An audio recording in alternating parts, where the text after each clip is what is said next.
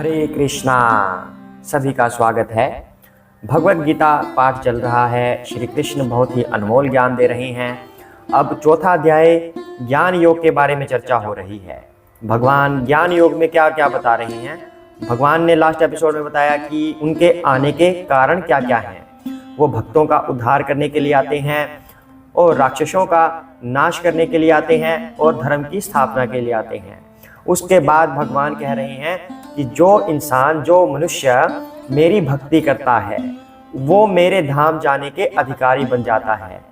तो हमारा ये जैसे सवाल होता है, हमारा ये प्रश्न होता है कि भगवान कहाँ है, उनके धाम कैसे जाया जाए।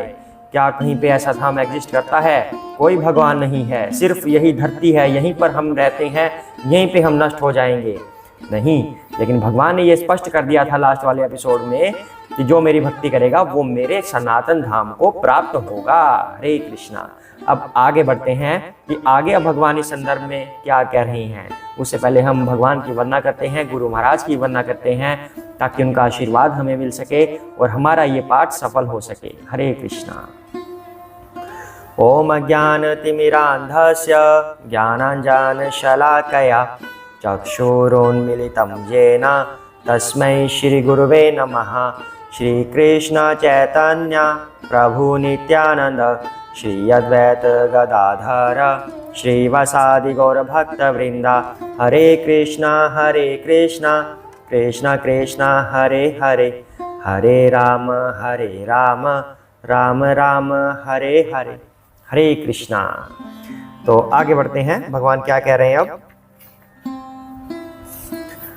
वीतराग भय क्रोधा मत्मया मामुपाश्रिताः बहवः ज्ञान तपसा कुतः मद्भावम् आगताः। हरे कृष्णा। आसक्ति, भय तथा क्रोध से मुक्त होकर मुझ में पूर्णतया तन्मय होकर और मेरी शरण में आकर बहुत से व्यक्ति भूतकाल में मेरे ज्ञान से पवित्र हो चुके हैं। इस प्रकार से उन सबों ने मेरे प्रति दिव्य प्रेम को प्राप्त किया है। हरे कृष्णा। तो भगवान यहाँ पर 3 चीजों के बारे में चर्चा कर रहे हैं। आसक्ति, भय और क्रोध से मुक्त होकर। आसक्ति अर्थात अटैचमेंट, किसी चीज से जब हम अटैच होते हैं तो उसे आसक्ति बोला जाता है। वो आसक्ति होती कब है? प्रेजेंट में होती है, कि वर्तमान में जो चल रहा है उन चीजों के प्रति हमें आसक्ति हो जाए। जैसे कहते हैं ब्रह्मचारी या सन्यासी कभी एक जगह पर नहीं रहते, वो चलते जाते हैं, कभी भी एक जगह पर ज्यादा देर रुकते नहीं, क्योंकि एक जगह पर ज्यादा रुकेंगे तो उन्हें उन चीजों से आसक्ति हो जाएंगी जो उनके इर्द गिर्द होती हैं। तो दूसरा यहाँ पर बात कर रहे हैं भय की। भय क्या होता है? फ्यूचर को लेकर हमारा भय होता है कि हमारे साथ क्या होगा, अगर मेरा ये धन नष्ट हो गया तो मेरा जीवन यापन कैसे होगा, अगर मुझे धन कमाना ना आया तो मेरा जीवन यापन कैसे होगा, या कुछ और तरह के डर होते हैं कि भविष्य में मेरे साथ क्या होगा, मैं क्या करूंगा। तो ये हो गया भय। तीसरी बात क्या कर रहे हैं यहाँ पर? क्रोध की। क्रोध से तो कोई बचता ही नहीं है, संत महात्मा भी क्रोधी हो जाते हैं। पुराने समय में जो ऋषि मुनि होते थे वो भी अत्यंत क्रोधी हो जाते थे। तो भगवान कहते हैं कि यद्यपि क्रोधी होना अच्छी बात नहीं है, यहाँ पर भगवान स्वयं कह रहे हैं क्रोध से भी जो मुक्त हो जाता है तब मेरी शरण पाता है, वैसे नहीं। तो भगवान श्री कृष्ण ने यह भी कहा था, जब एक ऋषि मुनि उन्हें शाप दे रहे थे कि भगवान हे कृष्ण, आपकी वजह से ये महाभारत का युद्ध हुआ था और आपने कुछ भी नहीं किया। इसका मतलब यह है कि आपकी सहमति से ये युद्ध हुआ है। आप चाहते थे कि हजारों करोड़ों लोगों की हत्याएं हो जाएं, इसलिए मैं आपको दंडित करूंगा, मैं आपको श्राप दूंगा। तब भगवान ने क्या कहा था?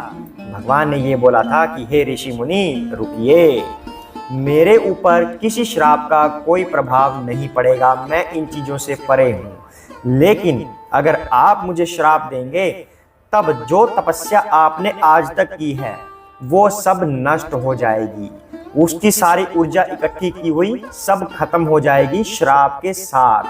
तो इसलिए कहते हैं कि श्राप का मतलब क्रोधित होता है, क्रोध में निकला हुआ बुरा वचन, वही तो श्राप होता है, किसी को बद्दुआ देना क्रोध में। तो वही भगवान कह रहे हैं कि हमें क्रोध नहीं करना चाहिए। जब हम क्रोध करते हैं तो जितनी हमारी अच्छी ऊर्जाएं इकट्ठी की होती हैं, तपस्या की होती है, थोड़ा बहुत भगवान का चिंतन अगर हमने किया भी है तो वो सब नष्ट हो जाता है। इसलिए क्रोध नहीं करना चाहिए। क्रोध न करने के और भी बहुत सारे कारण हैं। क्रोध हम उसी पर करते हैं जिस पे हमें ये पता हो कि हमारी चल जाएगी, कि हमें पलट कर जवाब नहीं आएगा, या ये हमारा कुछ कर नहीं सकता, यानी कि जो हमसे थोड़ा छोटा होगा किसी भी चीज़ में, आयु में, ओहदे में, किसी भी चीज़ में कोई छोटा होगा, हम उसी पे क्रोध करते हैं। या हम अपनी घर में माताओं पर क्रोध कर लेते हैं कि माताएं हमें कुछ नहीं कहेंगी, क्योंकि वो हमसे प्रेम करती हैं, इसलिए वो हमें प्रेम के वश होकर कुछ नहीं कहेंगी, तो हम उन पर क्रोध करते हैं। मतलब हम क्रोध करते किस पे हैं? जिस पे हमारा वश चल जाए। तो इसका मतलब क्या हुआ? अगर किसी पर हमारा वश चले और हम उस पर क्रोध करें, इसका मतलब हम उसकी मजबूरी का फायदा उठा रहे हैं, और किसी की मजबूरी का फायदा उठाना शास्त्रों में वर्जित है। हरे कृष्णा। इसलिए भी हमें क्रोध नहीं करना चाहिए। और क्या कारण होते हैं क्रोध के? क्रोध करने से, हम साइंटिफिकली अगर बात करें, क्रोध करने से क्या होता है? हमारा माइंड कंट्रोल में नहीं रहता और हमारे अंदर डिसीजन लेने की पावर खत्म हो जाती है कि हम सही चीज क्या करें, सही निर्णय हमने क्या लेना है। इस तरह से क्रोध न करने के अनेकों कारण हैं। और जो सबसे मेन, जब हम इसमें बात कर रहे हैं भगवद गीता में, तो क्रोध करने से हमारी जितनी ऊर्जा एकत्र की होती है वो सब नष्ट हो जाती है, हमारी तपस्याएं नष्ट हो जाती है। इसलिए हमें क्रोध नहीं करना चाहिए। भगवान यहाँ पर कह रहे हैं कि आसक्ति, भय और क्रोध, इन तीनों से जो मुक्त हो जाता है और मुझ में पूर्णतया तन्मय हो जाता है, मेरी शरण में आकर बहुत से व्यक्ति भूतकाल में भी मेरे ज्ञान से पवित्र हो चुके हैं। अर्थात आसक्ति वर्तमान में, प्रेजेंट टेंस में। तो जब इनकी टेंशन होती है, हमें कहते हैं कि टेंशन हो रही है, किसी बात की परेशानी हो रही है, वर्तमान में जब हमारी कोई आसक्ति होती है उसे बोलते हैं प्रेजेंट टेंस। टेंशन है ये, इसी से टेंस बना है। भूतकाल में जब होती है, पास्ट टेंस। ठीक है, ये भूतकाल की हमारी टेंशन है, एंगर है हमारा ये, यानी कि क्रोध हुआ, मेरे साथ ही ऐसा क्यों हुआ, मैं ही जानता हूँ, बस तुम्हें कुछ नहीं पता, मुझे ही पता है, मेरे साथ ऐसा क्यों हुआ, बहुत गलत हुआ मेरे साथ। इस तरह से हमारा क्रोध होता है। फ्यूचर के लिए हमारा फियर होता है, यानी कि फ्यूचर टेंस, यानी कि फ्यूचर के बारे में चिंता।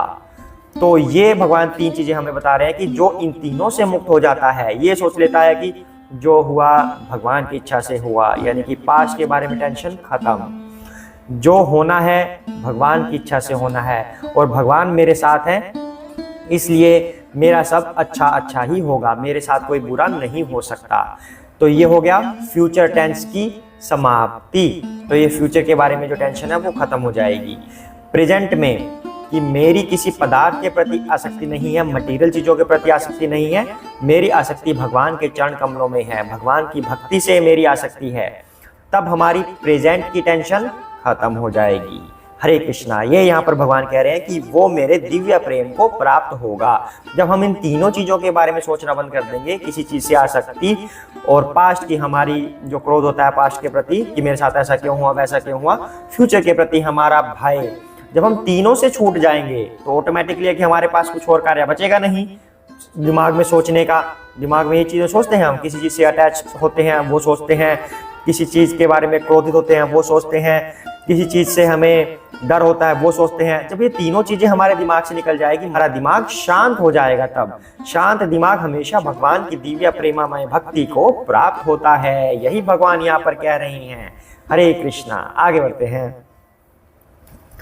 ये यथा मां प्रपद्यन्ते तान तथा एव भजामि अहम् मम वर्तम् अनुवर्तन्ते मनुष्याः पार्थ सर्वशः। हरे कृष्णा। जिस भाव से सारे लोग मेरी शरण ग्रहण करते हैं उसी के अनुरूप मैं उन्हें फल देता हूँ। हे पार्थ, प्रत्येक व्यक्ति सभी प्रकार से मेरे पथ का अनुगमन करता है। हरे कृष्णा। यहाँ पर भगवान ये कह रहे हैं कि जो व्यक्ति मुझे जिस रूप में चाहता है मैं उसी के अनुरूप बन जाता हूँ। जो व्यक्ति मुझे कहता है कि मुझे प्रभु 10% फल चाहिए, मैं उसे 10% फल देता हूँ। जो कहता है 50% चाहिए, मैं उसे 50 देता हूँ। जो कहता है प्रभु मैं 100% समर्पित हूँ, तो उसे मैं 100% फल देता हूँ। तो इसका मतलब क्या हुआ? अब भगवान के कुछ अलग अलग रूप होते हैं। जैसे सबसे पहले ब्रह्म किसे कहते हैं? ब्रह्म कहते हैं जो निराकार होते हैं। निराकार प्रकाश ब्रह्म के लिए प्रयुक्त हो जाता है। निराकार। निराकार के बाद और क्या ब्रह्म के रूप हैं? अमृत को ब्रह्म कहा जाता है। जो परमात्मा की अमृतमय भक्ति है उसे भी ब्रह्म कहा जाता है। तो ये दो शब्द शास्त्रों में आते हैं जो ब्रह्म के लिए प्रयुक्त होते हैं, निराकार और अमृत। लेकिन ब्रह्म के इसके अलावा भी और भी रूप हैं और भी नाम हैं। ब्रह्म एक कॉमन टर्म है। ऐसा भी कहना सही नहीं है कि सिर्फ निराकार जो परमात्मा होते हैं, निराकार जो भगवान होते हैं, उन्हें हम ब्रह्म कहते हैं, ऐसा भी नहीं है। लेकिन ब्रह्म का मीनिंग निराकार भी होता है, निराकार के लिए भी प्रयुक्त होता है। इसके अलावा ब्रह्म के और कौन से नाम हो सकते हैं? दिव्या। ब्रह्म को हम दिव्य भी कह सकते हैं कि जो दिव्य चेतना होती है वो ब्रह्म की होती है। तो ब्रह्म के अलावा जो भगवान के दूसरे रूप हैं वो क्या है? ब्रह्म से श्रेष्ठ कौन से हैं? ब्रह्म से श्रेष्ठ हैं परमात्मा। अब परमात्मा का मतलब क्या है? परमात्मा के लिए क्या प्रयोग किया जाता है? जो सबसे लोकलाइज्ड फॉर्म होती है भगवान की, वो परमात्मा कहते हैं, जो हृदय में स्थित होता है। जैसे शिरोदक्षाई विष्णु के रूप में परमात्मा हमारे हृदय में स्थित है, जिसकी वजह से हमारे अंदर चेतना आती है, तो उसे कहते हैं परमात्मा। और उससे भी ऊपर यानी कि सर्वश्रेष्ठ फॉर्म ऑफ लॉर्ड कृष्णा क्या है? वो है भगवान, जो भगवान का आदि रूप है, जिसे पर ब्रह्म कहा जाता है। ब्रह्म से भी परे है जो पर ब्रह्म, उसे कहते हैं भगवान। तो यहाँ पर भगवान की तीन फॉर्म आ गई हैं, ब्रह्म, परमात्मा और भगवान, स्वयं भगवान आदि रूप। तो भगवान यहाँ पर कह रहे हैं कि जिस भाव से लोग मेरी शरण ग्रहण करते हैं मैं उसी के अनुसार उसे फल देता हूँ। अब जो लोग कहते हैं कि मुझे तो निराकार ब्रह्म की उपासना करनी है, मुझे तो उस निराकार रूप में लीन हो जाना है, तो भगवान कहते हैं ठीक है, मैं आपको ये प्रकाश प्रदान करूंगा, आ जाइए। यानी कि उसको लगभग 20-30% फल मिल गया, ये समझ लीजिए, क्योंकि उसने मांगा ही वही था, निराकार। जो कहते हैं कि मुझे जो हृदय में स्थित है परमात्मा उससे मिलना है, तो भगवान कहते हैं यस, आ जाइए, आप ध्यान योग लगाइए, ध्यान में बैठिए, मैं आपको मिल जाऊंगा। जो ध्यान लोग लगाते हैं ना, कहते हैं कि हमारे अंदर ही भगवान है, जगह जगह पर डगर डगर पर तो भगवान को ढूंढ रहा है, लेकिन भगवान तो हमारे अंदर ही बैठे हैं। यानी कि ठीक है, 50% आप भगवान को चाह रहे हो, सिर्फ अपने अंदर वाले भगवान को जाना चाह रहे हो, लगाइए ध्यान योग। यानी कि भक्ति का भी यहाँ तक कोई संबंध नहीं है, लगाइए आप ध्यान योग, ध्यान में बैठेंगे, ध्यान में बैठे हैं हम, ठीक है, भगवान हमारे अंदर हैं, ध्यान में बैठे हैं, ध्यान लगा रहे हैं हम, भगवान अंदर हैं, ठीक है। तो आपने अंदर में बैठे हुए परमात्मा की उपासना की है, आपको परमात्मा के दर्शन होंगे, फल मिलेगा उसी अनुसार। लेकिन अगर आप कहते हैं कि मुझे तो भगवान को देखना है, मैं तो भगवान के साथ खेलना चाहता हूँ, उनका आशीर्वाद लेना चाहता हूँ, उनकी सेवा करना चाहता हूँ, मैं प्रकाश में विलीन होकर क्या करूँगा, बोर हो जाऊँगा, मैं सिर्फ मैं प्रकाश में हूँ, कुछ नहीं कर पा रहा, बस मैं ऐसे बैठा हूँ, देख भी नहीं पा रहा, बस विलीन हो गया हूँ, मुझे कोई शरीर नहीं मिला, तो ठीक है, भगवान उसको ब्रह्म या निराकार के रूप में बना देते हैं। लेकिन जो कहता है कि मुझे तो भगवान के साथ अपनी क्रियाएं करनी है, खेलना है, आनंद लेना है, रस की प्राप्ति करनी है, तब उसके लिए भगवान का आदि रूप होता है जो श्री कृष्ण स्वयं है, उसे कहते हैं सत्य चित्त आनंद रूप भगवान का। हरे कृष्णा। तो जिसको जो रूप चाहिए उसकी उपासना करनी होती है। इसलिए हम ज्यादातर कोशिश ये करते हैं कि हम भक्ति में प्रवृत्त हों, किसी ध्यान योग में प्रवृत्त ना हो। निराकार ब्रह्म भी छोटा रूप हो गया भगवान का, जो परम सच्चिदानंद रूप भगवान का है, जो सर्वव्याप्त है, जिससे परमात्मा और ब्रह्म भी बने हैं। उस भगवान की भक्ति में हमें लीन होना चाहिए ताकि हमें आनंद और रस दोनों की प्राप्ति हो। ब्रह्म में जाने के बाद भी मोक्ष का रूप होता है, वो भी ब्रह्म भी एक मोक्ष का रूप है, लेकिन उसमें आनंद और रस की प्राप्ति नहीं है। कहते हैं कि आनंद मिलता है, आनंद थोड़ा बहुत मिल भी जाएगा क्योंकि हमारे कष्ट खत्म हो जाएंगे जो धरती पर होते हैं, लेकिन उसमें रस नहीं मिलेगा, क्योंकि रस तो भगवान के चरणों में ही आएगा, उनकी भक्ति में, उनके साथ खेल कर, क्रीड़ा करके, उनकी सेवा करके, उसी में रस आएगा। तो वो रस तो हमें फिर भगवान के जो आदि रूप हैं वहीं प्राप्त होगा। इसलिए हम भगवान की भक्ति की तरफ हमें आगे बढ़ना चाहिए। उसके बाद बात आती है निराकार का दूसरा कोई और नाम भी हो सकता है, जिसका शरीर नहीं होता, उसे निराकार कहते हैं, अशरीरम। लेकिन इसका मतलब यह नहीं है कि कोई शरीर ही नहीं है, कह देते हैं कि जिसका शरीर नहीं है, अशरीरम, निराकार उसे बोल दिया। नहीं, शरीर ना होने का मतलब है कि ये भौतिक शरीर नहीं है, हार्ड मास से बना हुआ ये शरीर नहीं है, दिव्य शरीर है, जिसे कभी भूख नहीं लगती, प्यास नहीं लगती, वो भी ब्रह्म में आता है, लेकिन ब्रह्म एक बहुत छोटी इकाई है भगवान की। दूसरी बात यहाँ पर आती है निर्गुण की। अब कहते हैं कि निर्गुण ब्रह्म, निर्गुण जिसमें कोई गुण नहीं होता, ऐसे बोल दिया जाता है, जबकि ये सत्य नहीं है। निर्गुण का मतलब क्या होता है? जो प्रकृति के तीनों गुणों से परे है, सतगुण, रजगुण, तम गुण, तीनों गुणों से जो परे है, यानी कि तीनों गुण जिस पर प्रभाव नहीं डालते, उसे निर्गुण कहा जाता है। कई बार ये बात उठती है कि ब्रह्म, निराकार ब्रह्म निर्गुण है, बाकी सब सगुण है, भगवान सगुण है, ये निर्गुण है। नो, तीनों ही निर्गुण में आते हैं। भगवान भी निर्गुण है क्योंकि वो प्रकृति के तीनों गुणों से परे हैं, परमात्मा भी निर्गुण है क्योंकि वो प्रकृति के तीनों गुणों से परे हैं, ब्रह्म भी निर्गुण है क्योंकि वो भी प्रकृति के तीनों गुणों से परे है। सभी निर्गुण में आते हैं। साकार निराकार होता है, भगवान का आकार है, भगवान की आकृति है, उसे साकार कहते हैं, लेकिन तीनों निर्गुण हैं। सगुण का मतलब होता है जिसमें कोई ना कोई गुण होता है, लेकिन भगवान अपने आप को किसी भी गुण में प्रकट दिखा सकते हैं कि मेरे अंदर ये गुण है, प्रकट दिखा सकते हैं अपने आप को किसी भी गुण में, तब सगुण कहलाते हैं, लेकिन तीनों ही रूप निर्गुण के हैं। हरे कृष्णा। तो यहाँ पर जो ब्रह्म शब्द है, ये नहीं है कि सिर्फ निराकार के लिए प्रयुक्त हुआ, निराकार के लिए भी प्रयुक्त हुआ, लेकिन निराकार के लिए ही प्रयुक्त होता है ऐसा नहीं है। अलग अलग संदर्भ में ब्रह्म की अलग अलग व्याख्या हो सकती है। जैसे दिव्य रूप है, दिव्य रूप तो भगवान का भी है, सिर्फ ब्रह्म का नहीं है, भगवान का भी है। तो ये कुछ टर्म्स कॉमनली यूज की जाती हैं ब्रह्म के लिए, लेकिन सिर्फ ब्रह्म के लिए यूज हो ऐसा नहीं है। तो आगे चलकर हम इस पर और चर्चा करेंगे कि ब्रह्म एक्चुअल में होता क्या है। दूसरी बात ये आती है कि आत्मा के लिए भी ब्रह्म का प्रयोग कई बार कर दिया जाता है, क्योंकि आत्मा भी हमारी जन्म से परे होती है, यानी कि जन्म मृत्यु से जो परे हो उसके लिए भी ब्रह्म का प्रयोग हो जाता है। आत्मा भी इससे परे है तो आत्मा भी ब्रह्म है, लेकिन हमें उपासना किसकी करनी चाहिए, भक्ति किसकी करनी चाहिए? जो पर ब्रह्म है, ब्रह्म से भी परे है, जो भगवान श्री कृष्ण है। हरे कृष्णा। और उसके बाद भगवान साथ में कह रहे हैं कि हे पार्थ, प्रत्येक व्यक्ति सभी प्रकार से मेरे पथ का अनुगमन करता है, अर्थात कोई व्यक्ति मुझे मित्र मानता है, कोई मुझे पुत्र मानता है, कोई मुझे पिता मानता है, कोई मुझे स्वामी मानता है।